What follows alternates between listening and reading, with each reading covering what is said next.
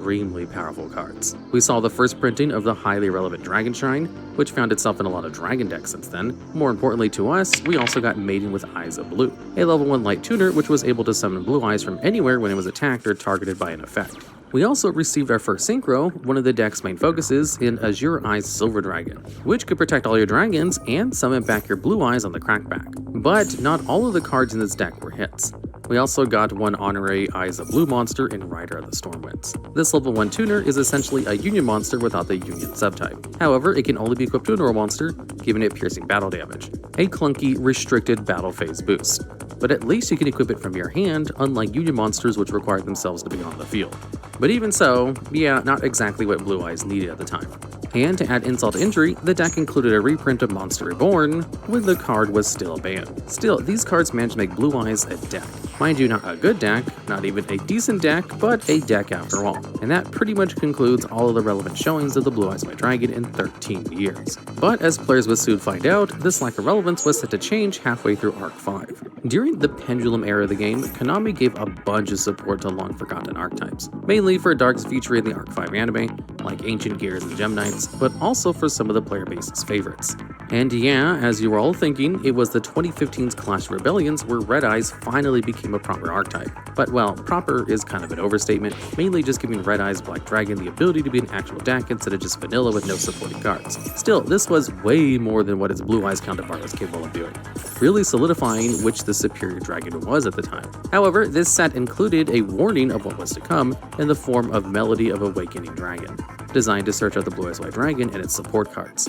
Or at least that was the case for about a year. In 2016, Konami saw fit to allow Kaiba's Ace to truly be able to stand by itself as a deck with its own identity.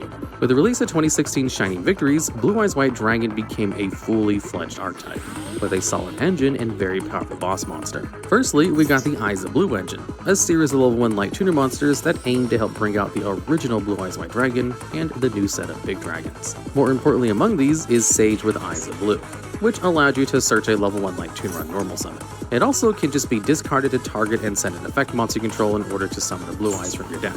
Sage is a very important piece in any and all Blue Eyes decks, giving you a powerful searching capability and the choice of bringing out any Blue Eyes straight from your deck with a very small cost. We also got a retrain of the by then very old White Stone of Legend with the White Stone of Ancients. This card is also a level 1 light tuner, but instead of searching Blue Eyes when it's sent to the grave, it can summon it from the deck during the end phase, and also recycle Blue Eyes monsters from your graveyard to your hand. While much more powerful than the original, this card didn't replace Stone of Legend, and the two found their sweet spot in all Blue Eyes brews, each with their upsides and downsides. We also got our first actually good retrain of the original Blue Eyes White Dragon in Dragon Spirit of White. This level 8 light dragon is always treated as a Blue Eyes monster, and as a normal monster while in the hand or grave.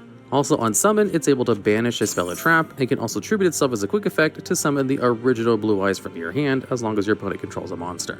But it was not only the main deck monsters we got, we also received a new fusion monster much easier to summon than the Blue Eyes Ultimate Dragon, and much stronger. Blue Eyes Twin Birch Dragon require 2 of the original Blue Eyes White Dragon to be fusion summoned with, but can also tribute them to summon itself from your action deck without fusing. This gave you a 3000 attack body that could attack 2 monsters each turn, but couldn't be destroyed by battle, and banished any monster that it couldn't destroy by battle. Most importantly amongst this wave of support was a synchro monster specifically designed to obliterate the current metagame. Blue Eyes Spirit Dragon is a level 9 light dragon synchro with 2500 attack and 3000 defense, the inverse of the original Blue Eyes stats. This card has a bunch of effects, each designed to beat a specific deck of its era. Let's go through them one at a time. Firstly, it has a continuous effect where neither player can special summon 2 or more monsters at the same time. Pretty clearly designed to make this stop to perform repel the Magispector decks and any deck making use of Soul Charge. Secondly, it can negate the activation of a card effect in the grave as a quick effect, which was made to stop the Burning Abyss decks, and capable of halting graveyard effects like those of Panthezium of the Monarchs. Thirdly, it can tribute itself as a quick effect to summon 1 Light Dragon Synchro monster from your action deck, destroying it during the end phase. This would most commonly be either Black Rose Moonlight Dragon for disruption, Stardust Spark Dragon for generic protection and making it survive the turn, or just Azure Eyes Silver Dragon for protection and follow-up. So, how did Blue Eyes do with this crazy wave of new support? Not very good, honestly. While the deck did have a lot of powerful tools at its disposal, it still folded to Monarchs, Cosmo, and all Burning Abyss variants, especially since most of the cards it received in the set were pure fodder. Cards like Master with Eyes of Blue and Protector with Eyes of Blue were just bad. Let's go through these one by one. Protector is a tuner that summons another level 1 light tuner from your hand. Then it allows you to send an effect monster you control to the grave in order to summon a Blue Eyes monster from your hand. On paper, this doesn't even seem that bad until you realize that for this card to actually be useful, you need to draw it together with another Eyes of Blue and a Blue Eyes monster you actually want to summon. That and the fact that going second, it'll do very little, as it can be interrupted much more easily than the other Eyes of Blue monsters. Next, Master with Eyes of Blues allows you to recover a level 1 light tuner from your graveyard on normal summon. Then, you can shuffle Master from your grave into your deck to send an effect monster you control to the grave in order to revive a Blue Eyes monster. Not exactly what you'd expect from a Master, honestly. Summoning back the easy to summon monster in an archetype full of hard to summon ones just seems contradicting. Worst amongst these, however, is Priestess with Eyes of Blue. It has a variation of Maiden's effect, but instead of summoning Blue Eyes when targeted, it lets you send an effect monster you control to the grave in order to search up to 2 Blue Eyes monsters with different names. Then, while Priestess is in your grave, it allows you to shuffle back a Blue Eyes monster you control to summon herself back. And I don't think anyone would love to spend a normal summon a monster that will only give you any value under very specific conditions. Continuing the Eyes of Blue theme, we also got the long-awaited Blue Eyes field spell in Mausoleum of White, which didn't quite live up to its expectations. It just gives you an additional normal summon of an Eyes of Blue monster, and buffs the attack of one monster by sending a normal monster from anywhere to the graveyard. It also theoretically can search Burst Stream of Destruction, but if you want to search for a worse Raigeki, be my guest. Lastly, the deck also received an equip spell in the form of Beacon of White. It's literally just a much worse symbol of heritage, being able to summon back a Blue Eyes monster, but with way too many restrictions to justify playing this unsearchable spell. And while some more support was on its way, what would follow is still considered one of the weirdest events in the game's history. Most of you will know that 2016 saw the release of the brand new Yu-Gi-Oh movie, The Dark Side of Dimensions. This was obviously a very big event with tons of marketing behind it. Brand new cards based on the original series, which all needed to hit the printers as soon as possible. And why did they need to be printed as soon as possible? Well, Konami really wanted to showcase the newly buffed Blue Eyes deck at that year's World Championship. And if they didn't release the cards for the TCG in time, the deck would be absent at the tournament. So there was a mad dash to print the Dark Side Dimensions movie pack, featuring a bunch of unplayable anime fan service cards. And also one of the cards that pushed Blue Eyes into meta contention, Blue Eyes Alternative White Dragon, which is a level 8 light dragon monster with 3000 attack and 2500 defense, which cannot be normal summoned or set. It can, however, summon itself out by revealing the original Blue Eyes White Dragon in your hand. Once on the board, it would be treated as the original, an effect that also applied while in the grave. Lastly, it could target and destroy one monster controlled by your opponent at the cost of not being able to attack that turn. This was the biggest boost in power Blue Eyes had ever gotten. An easy to summon body that treats itself as Blue Eyes while also working as removal going second. The deck's clunkiness and issues while putting bodies in the field were quickly remedied with this extremely overtuned monster designed to push the deck over the edge. This meant you could much more easily access Blue Eyes Spirit Dragon or rank 8 plays like Divine Dragon Lord Felgrand. So that was it. The deck had everything it needed. It was Blue Eyes' time to finally shine. Which meant little because it still couldn't sneak into the meta. Blue Eyes became a rogue deck which could sneak 1 or 2 tops from time to time, but wasn't the dominant force Konami had no doubt intended the deck to be. But this wasn't the end of Konami's scheming. Far from it.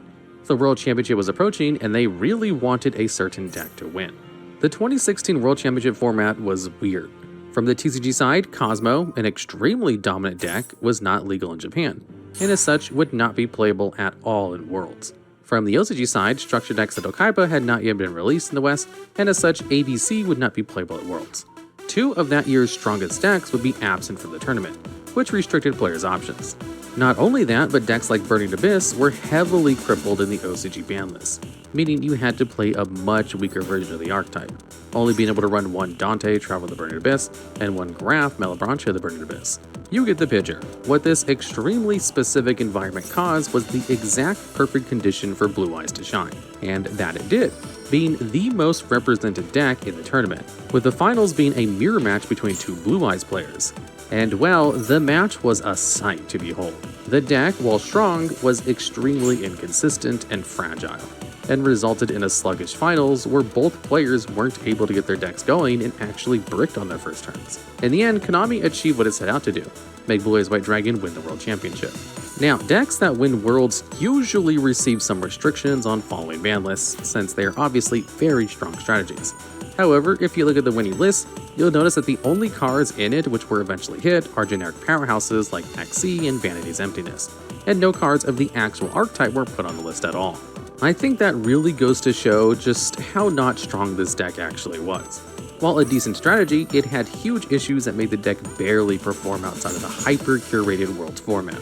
And indeed, while immediately after the World season, the deck saw a big rise in popularity, with even a few tops of premier events here and there, but nothing above being a rogue deck. With time, the deck's relevance continued to dwindle away, slowly being relegated to just a pet deck with no capability of winning against any decent strategy. The fact that the other Blue Eyes cards released together with the Blue Eyes Alternate White Dragon were just completely unplayable didn't help. Deep Eyes White Dragon was the worst amongst them. This card would summon itself when a Blue Eyes monster you control was destroyed, then burn your opponent for their life points for each dragon with a different name in your grave. It also copied the attack of a dragon in your grave, since it originally has 0 attack and defense. However, if the card is destroyed by a card effect, it destroys all monsters your opponent controls. This does nothing for any Blue Eyes deck, honestly. It provides some mediocre battle phase tricks, which the deck absolutely doesn't need if you're actually doing what the deck wants to do. Blue Eyes Chaos Max Dragon might sound familiar to you, probably because you got paired up against such your locals and got weirded out by the fact it dealt double piercing damage and had a lot of protection. Still, while it was hard to out, it was also hard to summon, requiring Chaos Form and setup to bring it out. Still, it truly exemplifies what Blue Eyes is all about, summoning a big dragon that attacks a lot and ending your opponent. Lastly, the funniest of them all, Neo Blue Eyes Ultimate Dragon. This upgraded version of Blue Eyes Ultimate Dragon could attack up to 3 times per battle phase and banish itself from the graveyard to protect something from targeting. While underwhelming and redundant, we will always remember this card for being revealed in the underside of a Ferris wheel, a claim that very few cards can make. And after YCS Sydney 2017, the deck was completely forgotten about, overtaken by Infernoids, Zodiacs, and Metal Foes. This lack of presence in the metagame continued forever, and the deck has gotten 0 tops ever since. However, it would certainly be foolish to not support one of the biggest fan favorite archetypes of all time, and as such, we received a few extremely powerful support cards later. Continuing the Legendary Collection series of products, we received a Legendary Collection Kaiba. This set featured a lot of reprints of cards Seto Kaiba used in the anime, like Ring of Destruction, the XYZ monsters, and the Virus cards. What we care about, however, are the new Blue Eyes cards that released in the set, namely the King of D and Dragon Revival Rhapsody. These retrains/reimaginings of the original Lord of D and the Pluto Summoning Dragon were made to help bind together the theme, with Rhapsody being a double monster born with downsides, and King of D being able to search Flute, Rhapsody, or even the Melody of Awakened Dragon. This was not good at all. Giving the deck a level 4 Dark Monster that had no synergy with the rest of the support the deck had received made for quite an odd design decision, and it stuck out like a sore thumb. Needless to say, these cards were not played other than some experimentation on release. A little time later, when Konami decided to restructure the way their Megatins worked, they created Blue Eyes Alternative Ultimate Dragon as a promo card for the 2019 Gold Sarcophagus tin. While it's called Alternative, it's actually the best 3-dragon fusion you can play in a Blue Eyes deck, vastly outperforming the original Blue Eyes Ultimate Dragon. It has the same fusion requirement of the 3 original Blue Eyes, but you get a lot better bang for your buck. Firstly, it cannot be targeted or destroyed by your opponent's card effects. Secondly, you can target and destroy a card your opponent controls once per turn. And if you use Blue Eyes Alternative White Dragon as a fusion material, you can target 3 cards instead of just 1. This is the ultimate big bad dragon with a ton of attack, protection, and ability to blow stuff up. Throw in the fact it has artwork drawn by the late Kazuki Takahashi, this is truly the crown jewel of Blue Eyes fusions. And if you're wondering, the reason this card is not in Master Duel is specifically because it has art drawn by the creator, where they don't include any of those cards in the game. Then, in the next year's Megatins, we saw the release of the 2 new Dark Magician/Blue Eyes White Dragon support cards, Strength and Unity and Destined Rivals.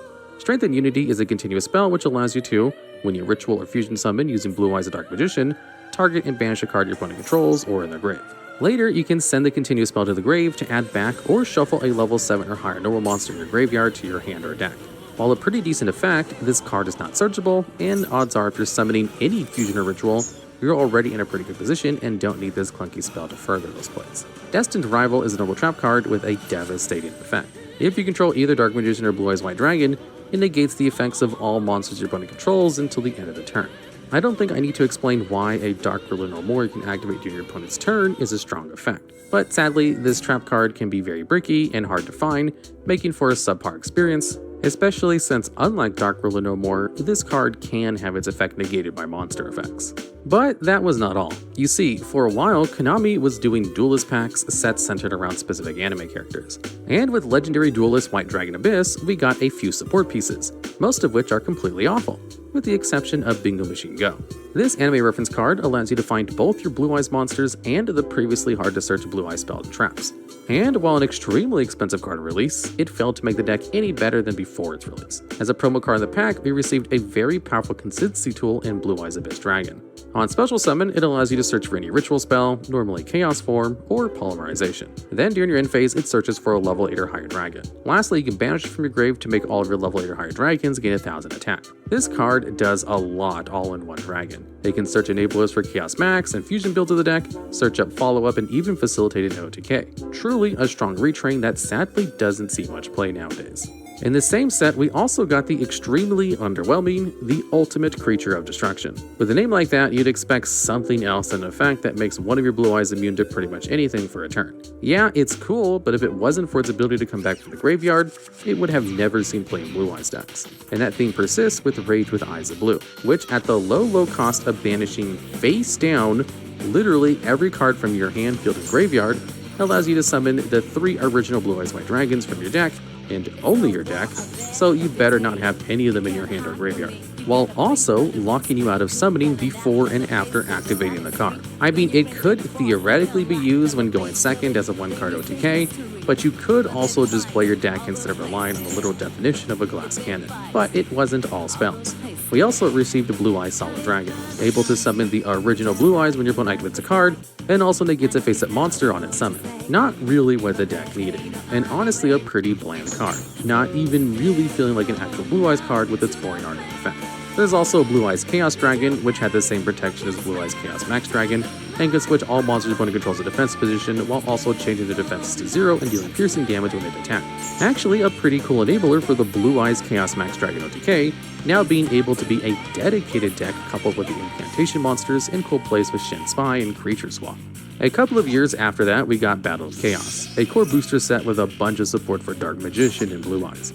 We received a Blue Eyes Tyrant Dragon, a really easy to summon fusion monster that could dish out an OTK much more easily than past monsters. To facilitate bringing out this powerful card, we got Ultimate Fusion, a quick play spell that could bring it out while also recycling your resources and destroying your opponent's cards in process. Most importantly, however, they released a pair of very strong monsters, Dictator of D and Blue Eyes Jet Dragon. The former could summon itself by sending the original Blue Eyes White Dragon from your deck or hand to the graveyard, then gives the ability to revive any Blue Eyes monster by discarding a card that mentions the original. This makes for a much better retrain of Lord of D than the King of D, seen play in pretty much all Blue Eyes brews now as it's the Blue Eyes Circular. The other card is a reference to Kaiba's Jet in the original Yu-Gi-Oh movie, and grants your other cards protection against destruction. It can also easily summon itself from your hand to grave at any time a card on either field is destroyed, making for incredible recursion as long as you have the original Blue Eyes on field or in the grave.